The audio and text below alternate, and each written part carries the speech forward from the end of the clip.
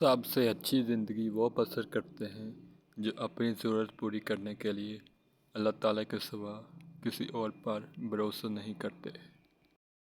دنیا تمہیں ہر وقت ہرا نہیں سکتی جب تک تم خود نہ ہار مان لو۔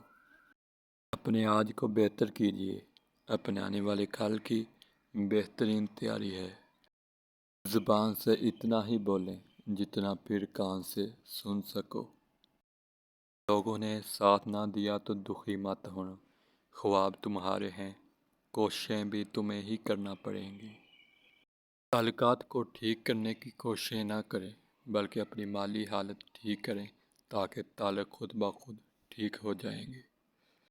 منافق لوگوں کی یہ بات ہے کہ وہ آپ کی خوشیوں میں سب سے آگے اور آپ کی مشکل میں سب سے پیچھے ہوں گے۔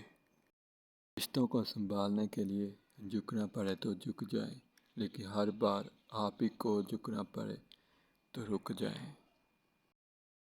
وقت تو گزر ہی جاتا ہے، یاد رہ جاتی ہے تو برے وقت میں اپنے آپ کا نبھایا ہوا۔ انسان کی سب سے خطرناک یاد عارضی ہے۔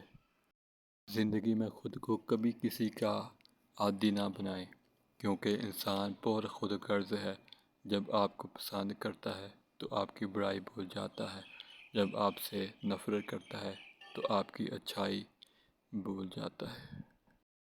اس شخص کے ساتھ غداری کتنی بڑی ہے جس نے خود کو تمہاری سپرد کر دیا۔